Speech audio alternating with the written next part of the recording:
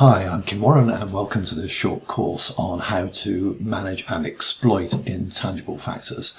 And in particular, we're going to look at how you can build these intangible factors into your digital twin dynamic business models to give your strategic plans or your strategic initiatives a really firm foundation.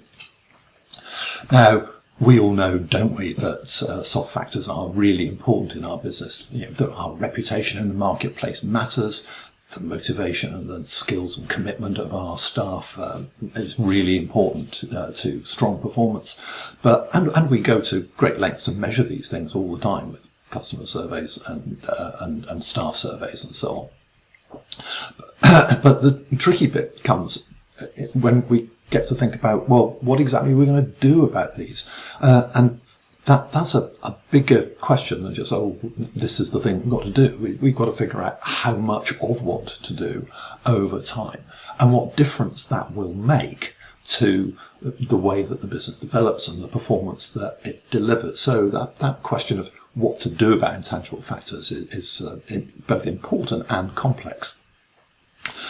So this course should be useful for two main audiences. If you yourself are a senior leader, then you will get from this course a really strong understanding of how exactly intangible factors work and connect to the tangible parts of the business, the customers and sales and profitability of the business. And from that will give you a really confident understanding of what you can do to manage those intangible factors to underpin strong performance going forward. And if you are a consultant or an analyst, then armed with that understanding at the high level of what the interactions are between intangibles and the rest of the business system, you will also get an understanding of how exactly those intangible factors behave in a quantitative manner and how they can be simulated and modelled, and how then they can be built into those digital twin business models that your senior leaders actually need you to provide for them. So what are we going to cover in this course? Well, first of all, I'm going to talk about how intangible factors relate to the wider business system, the engine that's driving performance. So these intangibles work through the tangible business system, the customers, the capacity and staff and the profitability that we generate. And I'll spend some time on that because it's very important to have a strong foundation for what we then go on to review in terms of the intangibles themselves. Now, when you say intangible factors or soft factors, to most people, they will immediately think about the items I mentioned just now. For example, our reputation in the marketplace or the commitment and motivation of our staff. And that indeed is an important first category of intangible factors that we need to grapple with.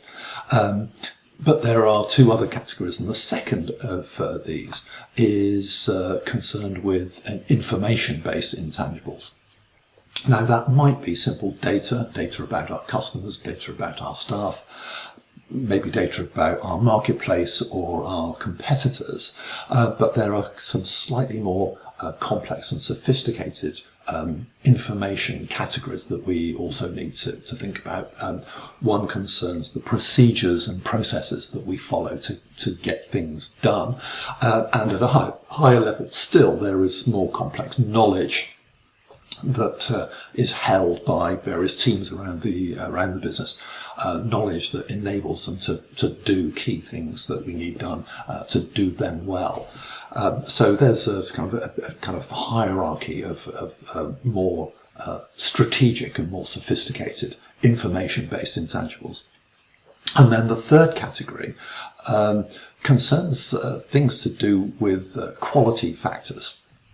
Now, some qualities just change as things hit some point in time. So if we've got rising demand for support from our customers and it hits a level that is more than our service team can handle, then the quality of what that team can deliver will immediately respond to that kind of overload.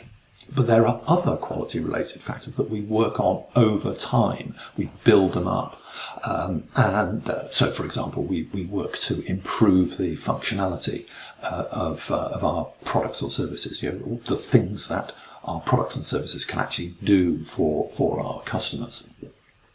So that's a kind of nice quality-related factor that we'd like to improve. If we're in the food business, for example, we'd work to improve maybe the flavour or the colour of the food products that we're offering. Unfortunately, there are some what I call negative intangibles. And these are kind of bad things that cause problems and we would rather have less of. So that might, for example, be customer annoyance with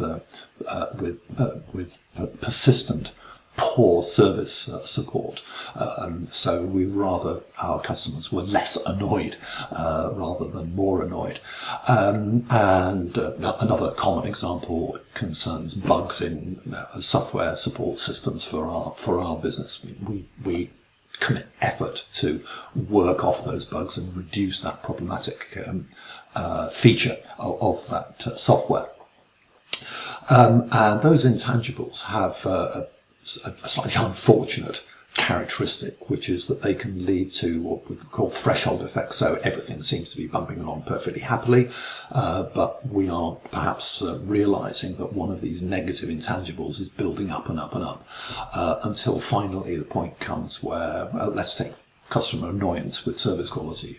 If that annoyance level builds up, there will come a point where more and more customers say, "Oh, I've had enough. I'm off. I'm leaving. I'm going to find someone better for this product or service."